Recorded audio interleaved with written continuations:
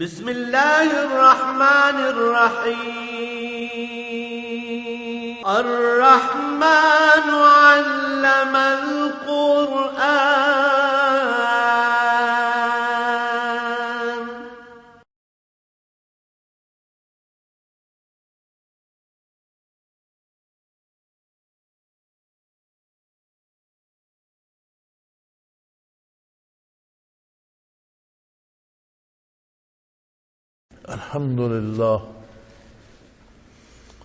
الحمد لله رب العالمين والصلاة والسلام على حبيبه محمد وآله وصحبه أجمعين. أعوذ بالله من الشيطان الرجيم. بسم الله الرحمن الرحيم.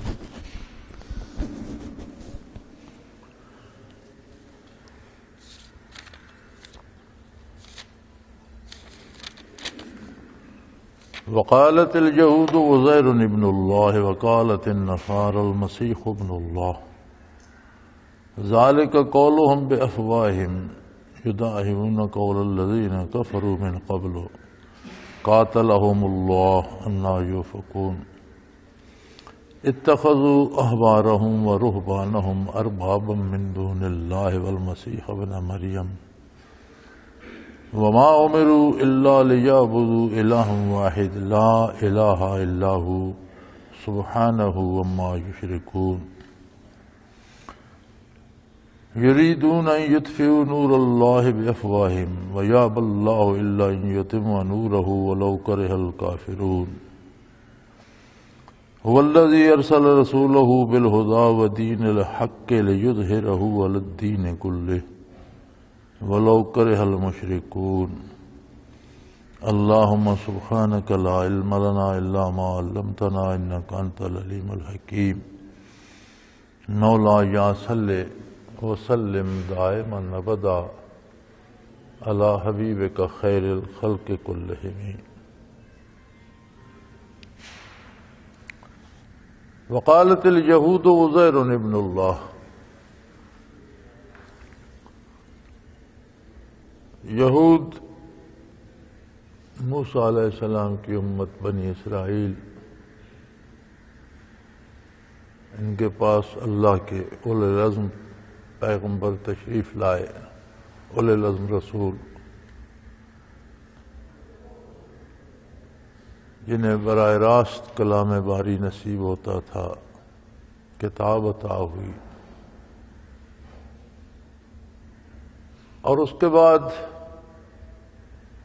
یہ دنیاوی لالچ میں پڑ گئے اور ایسے بھٹکے کہ حضرت عزیر علیہ السلام کو اللہ کا بیٹا کہہ دیا، شرک میں مبتلا ہو گئے، کفر میں مبتلا ہو گئے. اور عجیب بات یہ ہے کہ یہ سارا کفر و شرک انہوں نے دین کے نام پر ایجاد کر لیا. نصارہ کے پاس عیسیٰ علیہ السلام تشریف لائے، صاحب کتاب نبی تھے، خود ان کی تعلیمات کا حاصل یہ تھا کہ اللہ واحد ہے، لا شریک ہے، اللہ کی عبادت کرو اور اس کے حکم کے مطابق کرو. لیکن انہوں نے عیسیٰ علیہ السلام کو ہی اللہ کا بیٹا کہہ دیا. وقالت النصارى المسیح ابن اللہ. نصارہ کہنے لگے کہ عیسیٰ علیہ السلام یہ اللہ کے بیٹے. اب یہاں غور کرنے کی بات یہ ہے کہ یہود نے عزیر علیہ السلام کو جو اللہ کے نبی تھے اللہ کا بیٹا کہا، لیکن اس کے باوجود اللہ کو تو مانتے ہیں، تو اللہ کا بیٹا مانتے ہیں. اسی طرح نصارہ نے عیسیٰ علیہ السلام کو اللہ کا بیٹا قرار دیا. اس کا مطلب ہے اللہ کو وہ بھی مانتے ہیں، پھر اللہ کا بیٹا بھی مانتے ہیں. تو حاصل یہ ہوا کہ اللہ کو محض ماننا مقصد نہیں ہے کہ اپنی پسند سے مانا جائے.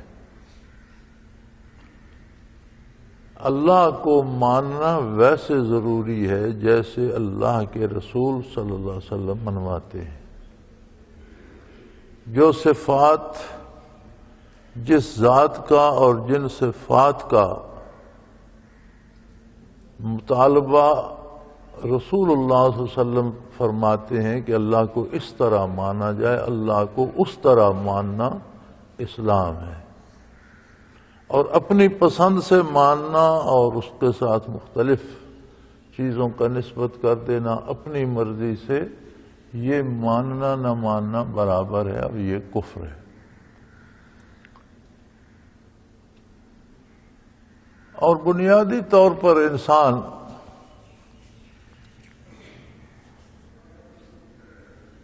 بدنصیبی ہے کہ دین سے بھٹک جائے، لیکن عموماً اس کی بڑی وجہ دنیا کی محبت ہوتی ہے،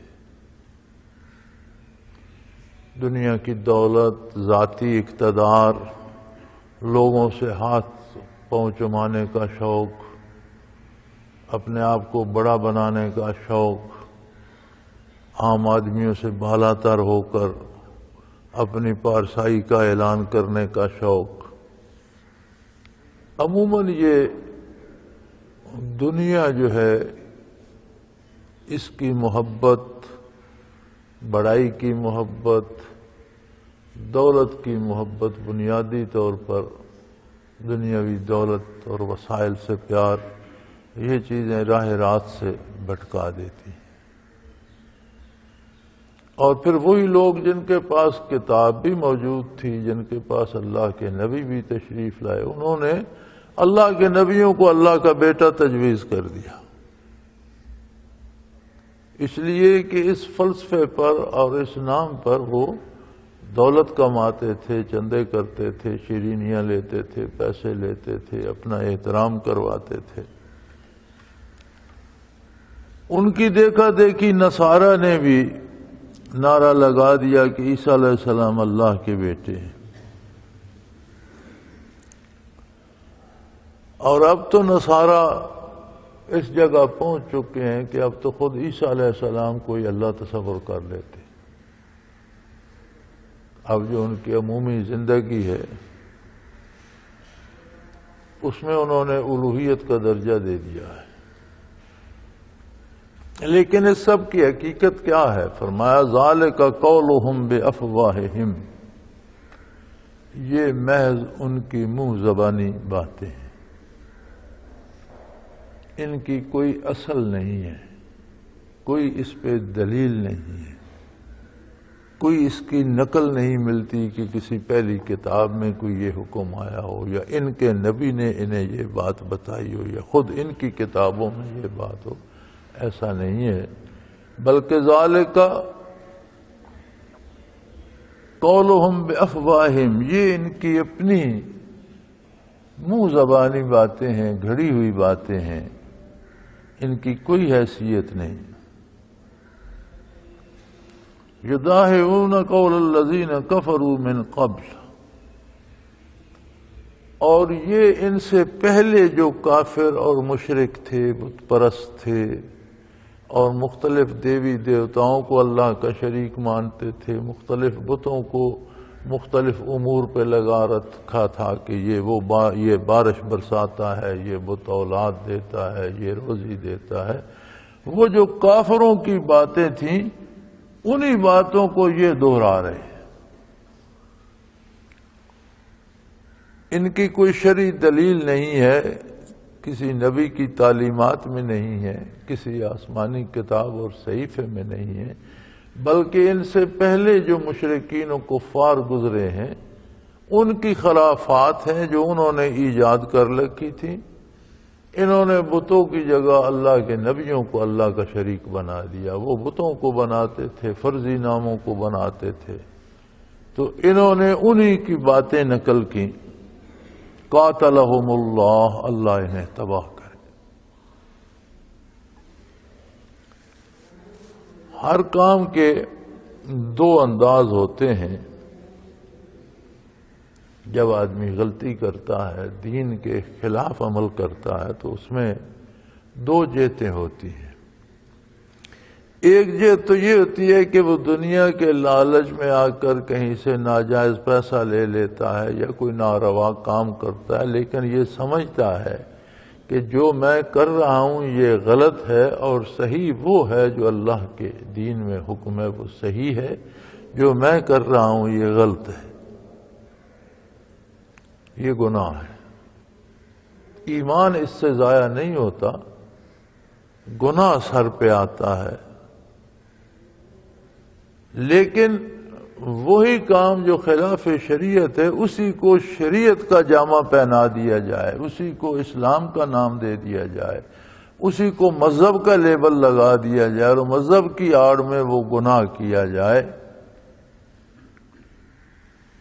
تو اس سے یہ ہوتا ہے کہ ایمان ضائع ہو جاتا ہے اور آدمی کفر میں چلا جاتا ہے، چونکہ اللہ کے رسول کے حلال کردہ کو حرام کہنا کفر ہے، اور اللہ کے رسول کے حرام کردہ چیز کو حلال سمجھنا کفر ہے۔ ہمارے ہاں یہ طریقہ نئے انداز سے ہے۔ مثلا اللہ نے سود کو حرام قرار دیا، رسول اللہ صلی اللہ علیہ وسلم کی تعلیمات میں سود قطعی حرام ہے، اور سود بھی ان حراموں میں ہے جس کے متعلقہ چیزیں جو ہیں وہ بھی حرام ہیں۔ سود، شراب اور خنزیر، یہ تین حرام چیزیں ایسی ہیں جن کے ساتھ جو چیزیں متعلق ہیں وہ بھی حرام ہیں۔ خنزیر کو پالنا بھی حرام ہے، خنزیر کی حفاظت کرنا بھی حرام ہے۔ کسی نے خنزیر پال رکھے ہیں تو ان کو مزدوری پر ٹرک پر کوئی لاد کے لے جاتا ہے، وہ کرایہ بھی حرام ہے، یعنی ان کی مزدوری بھی حرام ہے۔ کوئی کسی کے پاس خنزیروں کی رکھوالی پہ ملازم ہو جاتا ہے تو اس کی تنخواہ بھی حرام ہے، یعنی ان کے ساتھ متعلقہ چیزیں جو ہیں وہ بھی حرام ہیں۔ اسی طرح شراب حرام ہے تو اس کے متعلقات بھی حرام ہیں۔ شراب کے متعلق حکم ہے وَاجْتَنِبُوهُ، یعنی اس سے دور رہو، اس کے متعلقات کے قریب بھی مت جاؤ۔ یہ شراب بنانے کے کارخانے میں ملازمت مت کرو، مزدوری پر شراب کی پیٹی اٹھا کر نہ لے جاؤ۔ جو چیزیں ان سے متعلق ہیں وہ بھی حرام ہیں۔ اسی طرح سود کے جو متعلقات ہیں وہ بھی حرام ہیں۔ جو سود دیتا ہے، جو اس کے پاس ایک آدمی گواہی دیتا ہے، وہ گواہی دینا بھی حرام ہے۔ کوئی تنخواہ پر لکھتا پڑھتا ہے، وہ لکھنا پڑھنا بھی حرام ہے۔ تو ان کے مبادیات بھی حرام ہیں۔ لیکن ہوتا یہ ہے کہ ہمارے یہاں اب لوگوں نے یہ سوچا سود کا نام مرافع رکھ دو۔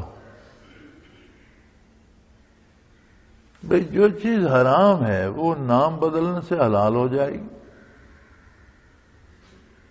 یہی کام تو یہود و نصارہ بھی کرتے تھے کہ جو اپنی خواہش ہوئی اس پر مذہب کا لیبل لگا دیا، چیزوں کے نام بدل دیے، دنوں کے نام بدل دیے، مہینوں کے نام بدل دیے۔ تو نام بدلنے سے چیز کی حقیقت تو نہیں بدلتی، تبدیل نہیں ہوتی۔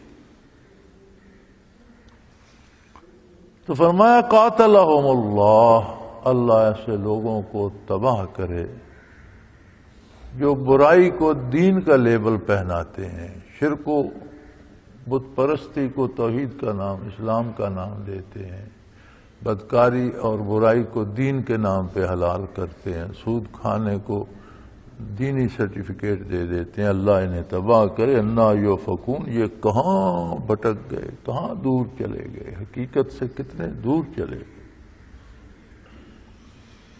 اور ان کے حقیقت سے دور جانے کا سبب کیا ہوا؟ کیوں یہ اتنے لوگ گمراہ ہو گئے اور کیوں یہ لوگ؟ فرمایا ان کے جو مذہبی رہنما تھے وہ گمراہ ہوئے، ان کے جو بڑے بڑے پیر خانے تھے اور بڑے بڑے علمی مراکز تھے، وہاں جو لوگ براجمان تھے وہ دنیا کی محبت میں آ گئے اور اپنی خواہشات کی تکمیل کے لیے ناجائز ذرائع سے دولت حاصل کی اور اس پر اللہ کا اور اسلام کا اور دین کا لیبل لگا دیا اور اسے دین کے نام پر کر لیا۔ اور انہوں نے انہیں اپنا پروردگار بنا لیا۔ اتخذوا احبارهم ورهبانهم اربابا من دون اللہ، انہوں نے اللہ کو چھوڑ کر اپنے علماء اور مشائخ کو اپنا پروردگار بنا رہے۔ یہ سمجھتے ہیں ہماری ساری حاجت روائی یہ کرتے ہیں۔ رب کا معنی ہے ضرورتیں پوری کرنے والا، پالن ہار،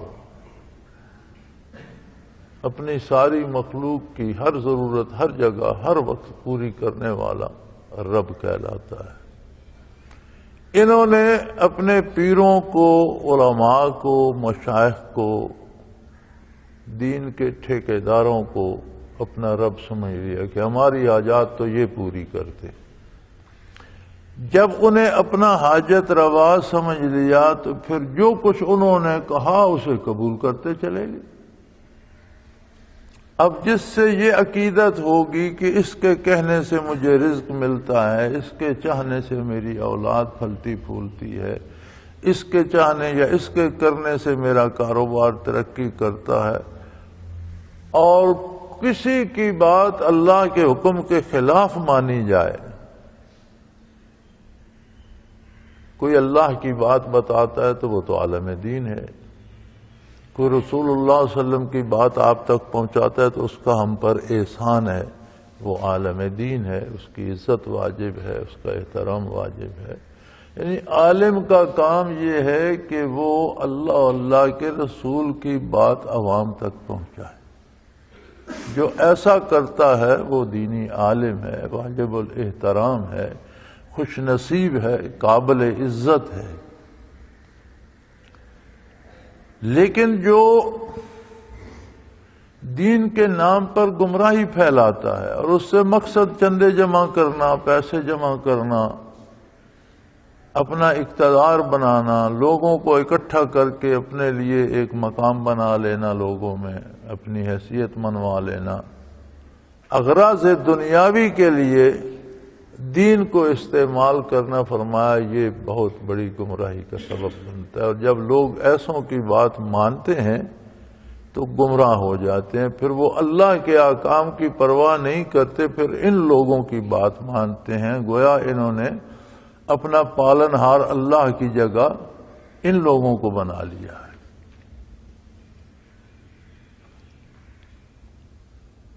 والمسیح ابن مریم، اور مسیح ابن مریم علیہ السلام، عیسیٰ علیہ السلام،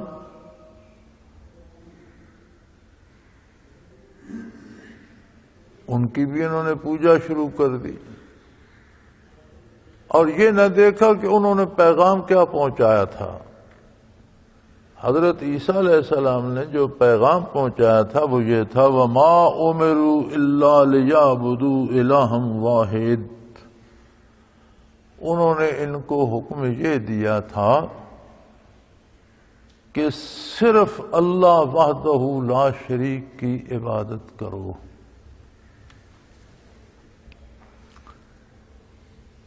اب یہاں دو چیزیں ان آیات مبارکہ میں خاص طور پر نمایاں کی گئی ہیں۔ فرمایا انہوں نے اپنے علماء اور مشائخ کو اپنا پروردگار سمجھ لیا ہے، ارباب من دون اللہ، اللہ کو چھوڑ کر انہیں رب بنا لیا ہے۔ یعنی اللہ کے علاوہ کسی ہستی سے یہ توقع وابستہ کر لینا کہ میری حاجت روائی، میری ضرورتوں کو پورا کرنا اس کا کام ہے، تو گویا آپ نے اللہ کے علاوہ اس کو رب مان لیا۔ پھر یہ جسے رب مان لیا اس کی بات تو مانیں گے، اور جو خود کو رب منوا لیتا ہے اس سے بڑا گمراہ کون ہے؟ حالانکہ وہ جانتا ہے وہ خود مخلوق ہے۔ ظاہر ہے وہ اپنی پسند کی باتیں بتائے گا، جس میں اس کو دولت ملتی ہے، اقتدار ملتا ہے، پیسہ ملتا ہے۔ تو ہمارے ہاں تو اب یہ مثالیں عام ہیں، کسی نہ کسی نام پر دولت جمع کی جا رہی ہے، چندے جمع کیے جا رہے ہیں، ڈھول تماشے بجائے جا رہے ہیں، دین کے ساتھ مذاق ہو رہا ہے اور اسے ثواب اور نجات کا سبب سمجھا جا رہا ہے۔ حالانکہ تمام انبیاء نے اور انہوں نے عیسیٰ علیہ السلام کو اللہ کا بیٹا اور معبود بنا لیا، انہوں نے بھی یہی پیغام دیا، وما امروا الا لیعبدوا الہا واحد، اس کے سوا انہیں کوئی حکم نہیں دیا گیا کہ اس وحدہ لا شریک معبود کی عبادت کرو۔ گویا بات ماننا ہی عبادت ہے۔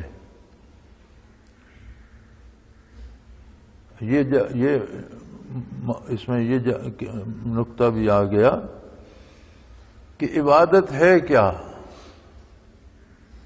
عبادت اطاعت ہے۔ اگر اللہ اور اللہ کے رسول کے حکم کے مطابق ہم نماز ادا کرتے ہیں تو عبادت ہے۔ اسی طرح اللہ اور اللہ کے رسول کے حکم کے مطابق زندگی کے باقی سارے کام بھی ہم سنت کے مطابق کرتے ہیں تو وہ سارے عبادت ہو جاتے ہیں۔ حلال روزی جائز طریقے سے کمانا عبادت ہے، اپنے بیوی بچوں کی پرورش کرنا عبادت ہے، اپنے لیے گھر بنانا عبادت ہے، اپنا لباس بنانا عبادت ہے، حلال کما کر اچھا کھانا بھی عبادت ہے، سونے کے وقت سونا عبادت ہے، اور صلاۃ کے وقت صلاۃ عبادت ہے، روزے کے وقت روزہ عبادت ہے، افطار کے وقت افطار عبادت ہے، روزے وقت کچھ نہ کھانا عبادت ہے، افطار کے وقت کھانا عبادت ہے۔ عبادت کسی ایک فعل کا نام نہیں ہے، بلکہ عبادت زندگی کے تسلسل کا نام ہے کہ جہاں اللہ کی اور اللہ کے رسول صلی اللہ علیہ وسلم کی اطاعت ہوگی وہ عبادت ہوگی، اور جہاں اللہ معاف کرے خدا نخواستہ اللہ اور اللہ کے رسول کے علاوہ کسی دوسرے کی اطاعت آ جائے گی اللہ کے حکم کے مقابلے میں۔ ایک ہوتی ہے حاکم کی یا حکومت کی وہ بات ماننا جو شرعن بھی درست ہے، یا کسی بڑے یا استاد یا ماں باپ یا بہن بھائی یا دوست کی وہ بات ماننا جو شرعن درست ہے، وہ درست ہے۔ لیکن کوئی بھی ہو اس کی وہ بات ماننا جو شریعت کے خلاف ہے، یہ گویا ہم اس کی عبادت کر رہے ہیں۔ یہاں سے شرک بھی شروع ہو گیا اور کفر بھی اس میں داخل ہو، کہ اللہ کے حکم کو چھوڑ کر کسی دوسرے کی بات مانی جائے تو گویا آپ نے اسے اپنا رب اور پروردگار مان لیا ہے اور آپ گمراہی میں پڑ گئے۔ حالانکہ حکم یہ ہے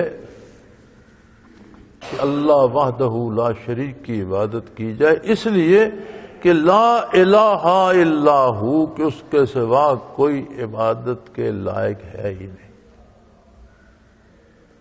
یعنی سادہ سی بات ہے کہ ایک ہستی اللہ کریم کی ایسی ہے جو عبادت کے لائق ہے، جس کا حق ہے کہ اس کی ساری مخلوق اس کی اطاعت کرے۔ اطاعت ہی عبادت ہے۔ سورج کی عبادت طلوع و غروب ہے، چاند کی عبادت چاندنی بکھیرنا ہے، بادلوں کی عبادت برسنا ہے، ہوا کی عبادت ہر ذرہ اس کے حکم کی اطاعت کر رہا ہے، عبادت کر رہا ہے۔ بندے کو زندگی میں مصیبت یہ پڑ گئی کہ اسے اختیار دے دیا گیا۔ وَهَدَيْنَا السَّبِيلَ إِمَّا شَاكِرًا وَإِمَّا كَفُورًا، تمہارے پاس مہلت ہے، فرصت ہے اور اجازت ہے، چاہو تو شکر کا راستہ اپناؤ، چاہو تو ناشکری کا۔ زندگی ختم ہوگی، موت آئے گی، حساب شروع ہو جائے گا، شکر کرو گے اس کا اجر پاؤ گے، ناشکری کرو گے اس کی سزا پاؤ گے۔ اب یہ تھوڑا سا جو وقت زندگی کا ہے بلوغت سے لے کر موت تک، اس میں بھی وقت بہت تھوڑا ہے۔ بچپن لڑکپن میں کچھ عمر گزر گئی، ہوش ہی نہیں تھا، بالغ ہوئے، آدھی عمر تو راتوں میں سوتے بسر ہو گئی، جو آدھی بچی وہ مصیبتیں جھیلتے اور روزی تلاش کرتے گزر گئی۔ تو اس تھوڑے سے وقت میں زندگی کا ہر کام کرنے کی اجازت ہے، روزی کمائے، گھر بنائے، شادی کرے، اولاد پالے، دوستی دشمنی کرے، جہاں لڑنا ہو وہاں لڑے، جہاں صلح چاہیے وہاں صلح کرے، سارے کام کرے، لیکن اللہ اور اللہ کے رسول کی اطاعت کے اندر رہے گا، تو پھر سارے کام عبادت ہو جاتے ہیں۔ رسول اللہ صلی اللہ علیہ وسلم کے فرمان کا مفہوم ہے کہ مومن کی دنیا بھی دین ہے، یعنی مومن جو دنیا کے کام کرتا ہے وہ بھی دین ہے، اس لیے کہ وہ اللہ اور اللہ کے رسول کے حکم کے مطابق کرتا ہے، اور اللہ اور اللہ کے رسول کی اطاعت ہی تو دین ہے۔ اور کافر کا دین بھی دنیا ہے، یعنی کافر نے جو چند رسومات دین کے نام پہ بنا رکھی ہیں، ان کے ہر رسم کے ساتھ بھی اس نے نتھی کر رکھا کہ یہ کروں گا تو صحت ملے گی، یہ رسم کروں گا تو اولاد ہوگی، یہ رسم کروں گا تو لوگوں میں مشہور ہو جاؤں گا، یہ رسم کروں گا تو دولت ملے گی۔ یعنی کافر نے جو کچھ دین بنا رکھا ہے وہ بھی دنیا ہے، اور مومن کی دنیا بھی دین ہے۔ شرط یہ ہے کہ وہ دائرہ اطاعت کے اندر ہو، اللہ اللہ کے رسول صلی اللہ علیہ وسلم کی اطاعت کی جائے تو پھر دنیا بھی دین ہے۔ اور بنیادی بات جو ہر نبی ہر رسول نے بتائی، ہر امت کو حکم دیا گیا، وہ یہ ہے کہ ان کو صرف یہ حکم دیا گیا تھا لِيَعْبُدُوا إِلَٰهًا واحد، کہ اللہ واحد کی عبادت کرو، یعنی خلوص دل سے اللہ کی اطاعت کرو۔ لا الہ الا ہو، اس کے علاوہ کوئی ایسی ہستی نہیں ہے جس کی غیر مشروط ہمہ وقت اطاعت کی جائے، جس کی عبادت کی جائے، کسی کو کوئی حق نہیں۔ اللہ کے علاوہ ساری کائنات مخلوق ہے، مخلوق کا کام عبادت کرنا ہے، اپنی عبادت کروانا نہیں ہے۔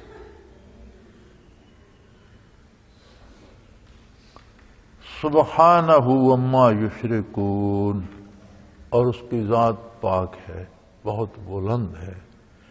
جو یہ شرک کرتے ہیں، ان کے شرک کرنے کا وبال خود ان پر آتا ہے، اس کی توحید پر حرف نہیں آتا، اس کی شان میں کوئی کمی نہیں ہوتی، اس کی شان ان کے شرک کرنے سے کم نہیں ہوتی، اس کی شان میں کوئی داغ نہیں آتا۔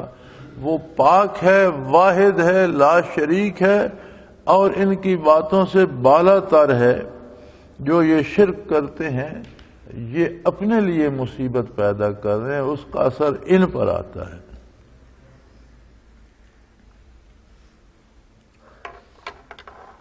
فرمایا یہ ایسے جاہل ہیں، ایسے بے وقوف ہیں۔ سبحان اللہ، قرآن کریم کے نزدیک سب سے بڑی بے وقوفی، سب سے بڑی جہالت کیا ہے؟ اللہ اللہ کے رسول کی نافرمانی۔ کوئی بندہ کتنے علوم پڑھا ہوا ہو، کتنا فاضل ہو، کتنی کتابیں یاد کر رکھی ہوں، کتنی ڈگریاں اور کتنی سندیں لے رکھی ہوں، جب وہ اللہ کی نافرمانی کرتا ہے تو اللہ فرماتا ہے بے وقوف ہے، جاہل ہے۔ بلکہ علماء کے نزدیک ہر گناہ جہالت ہے، خواہ کتنا پڑھا لکھا بندہ بھی کرے، جب گناہ کرتا ہے تو جہالت کرتا ہے۔ اللہ کریم فرماتے ہیں یہ تو ایسے میں نے انہیں عقل بخشا تھا، شعور بخشا تھا، یہ ایسے عقل و شعور سے عاری ہو گئے ہیں کہ یریدون ان یطفئوا نور اللہ بافواہہم،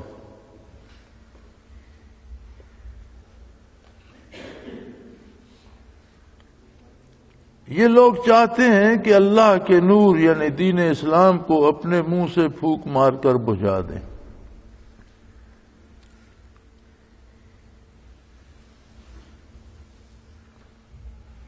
ان کا کردار، ان کے افکار، ان کی تحریریں، ان کی تقریریں ان کے بیان، ان کے من گھڑت نظریے، ان کے ایجاد بندہ قسم کے عقائد، اور دنیا میں اپنی دنیا کمانے کے لالچ میں، اپنی شہرت کے لالچ میں بدعات پھیلانے کا جو طریقہ ہے، لگتا یہ ہے کہ یہ چاہتے ہیں کہ یہ ہمارے بنائے ہوئے اٹکل پچو قسم کی چیزیں جو ہیں یہ غالب آ جائیں اور اللہ کا نور دب جائے، نور اسلام دب جائے، اللہ کا دین ختم ہو جائے۔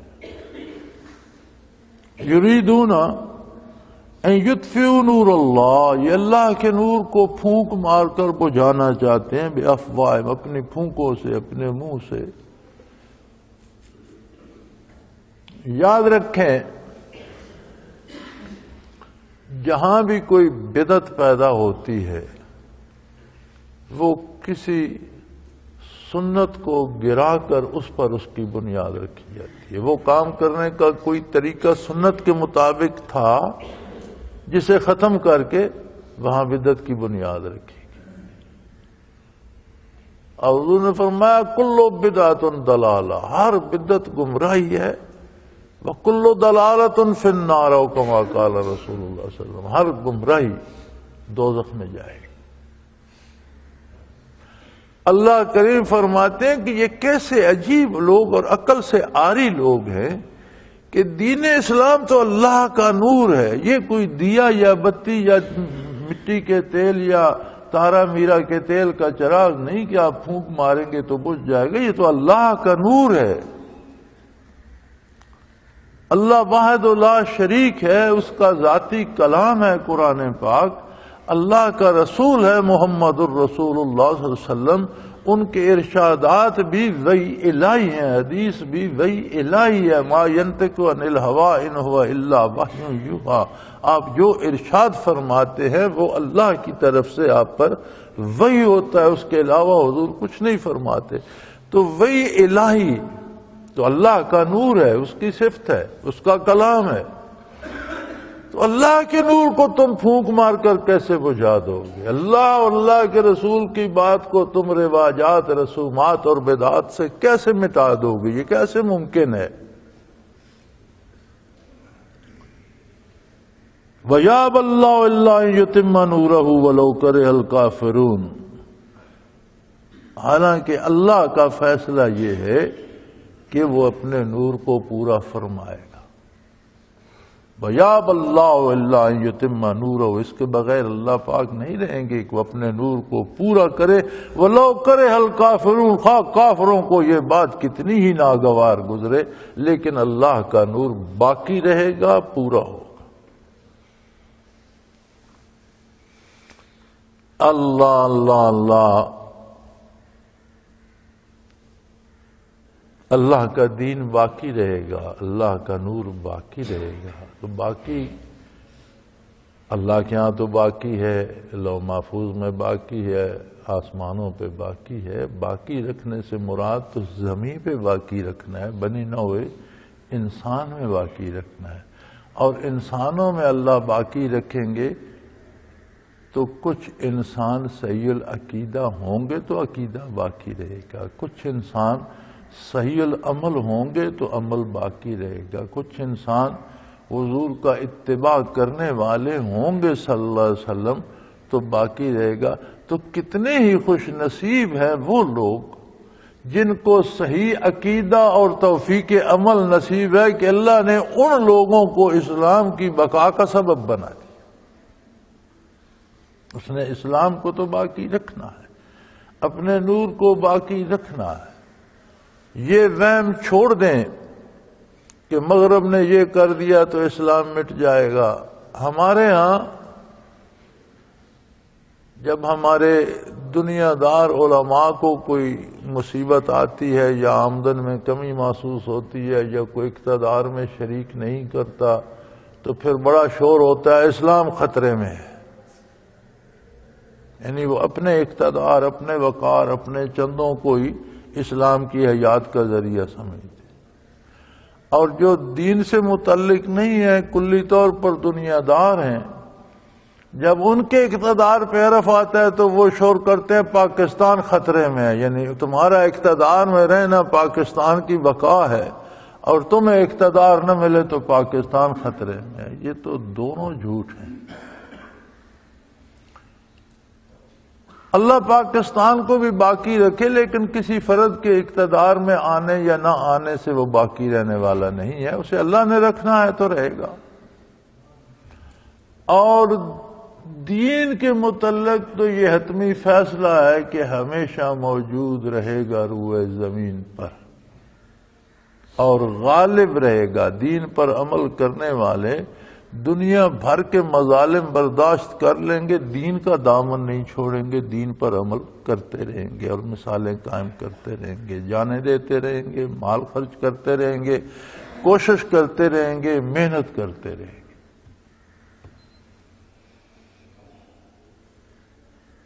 تو یہ ایسے بے وقوف اور جاہل لوگ ہیں، یہ چاہتے ہیں کہ اللہ کے نور کو پھونک مار کر بجھا دیا جائے، حالانکہ اللہ اپنے نور کو پورا فرمائے گا، خواہ کافروں کو کتنی ہی ناگوار گزرے یہ بات، اس لیے کہ اللہ وہ ہے۔ هو الذی ارسل رسولہ بالہدی، اللہ وہ ہستی ہے جس نے اپنے رسول کو خدا کے ساتھ مبعوث فرمایا، خدا کے ساتھ بھیجا۔ خدا کیا ہوتا ہے؟ خدا کہتے ہیں ہر کام کے کرنے کے صحیح طریقے کو۔ عقیدہ صحیح ہو تو خدا، عمل صحیح ہو تو خدا، ہدایت۔ اور ہمیشہ آپ دو نقطے لگائیں، ان کو مختلف خطوں کے ذریعے ملائیں، ان ساری لائنوں میں، ان سارے خطوط میں ایک خط خط مستقیم ہوگا، ان دو نقطوں کے درمیان سیدھا خط ہوگا، باقی سب منحنی ہوں گے، ٹیڑھے ہوں گے۔ دو نقطے ایک جہاں لگائیں، ایک جہاں لگائیں، ان کے درمیان جو سیدھا خط بالکل سیدھا، جس میں کوئی کجی نہیں ہوگی، وہ صحیح ہوگا۔ آپ ادھر سے پھیر کے ملائیں، ادھر سے پھیر کے ملائیں، یہ خط مستقیم نہیں ہوں گے، منحنی ہوں گے، اور یہ سارے لمبے ہوں گے۔ ہر کام کو کرنے کا صحیح طریقہ صراط مستقیم ہے اور خدا ہے، اور اس کو کرنے کا غلط طریقہ مشکل بھی ہوگا، لمبا بھی ہوگا، اور غلط بھی ہوگا، جرم بھی ہوگا۔ تو گویا زندگی کا ہر وہ عمل صراط مستقیم ہے، خط مستقیم ہے، خدا ہے، جو حضور کی سنت کے مطابق کیا جائے صلی اللہ علیہ وآلہ وسلم۔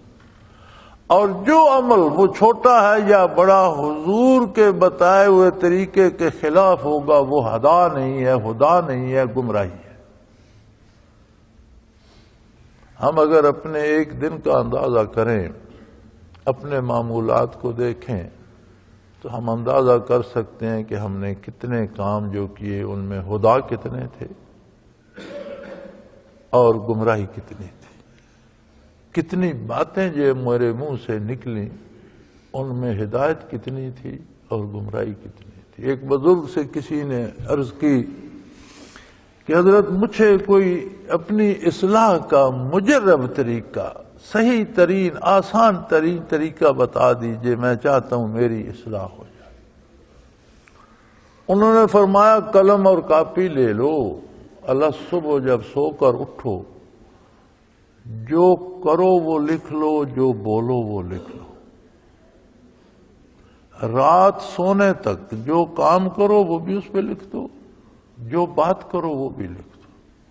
رات جب سونے لگو گے، اسے بند کرو گے، تو خود پڑھ کے دیکھ لینا کہ تم نے کتنے مناسب الفاظ منہ سے نکالے اور کتنی غیر مناسب باتیں کی، کتنے صحیح کام کیے اور کتنے غلط کیے۔ اگر ایک دن کا یہ حساب ہے تو پوری زندگی کا حساب قیامت کو کیا ہوگا؟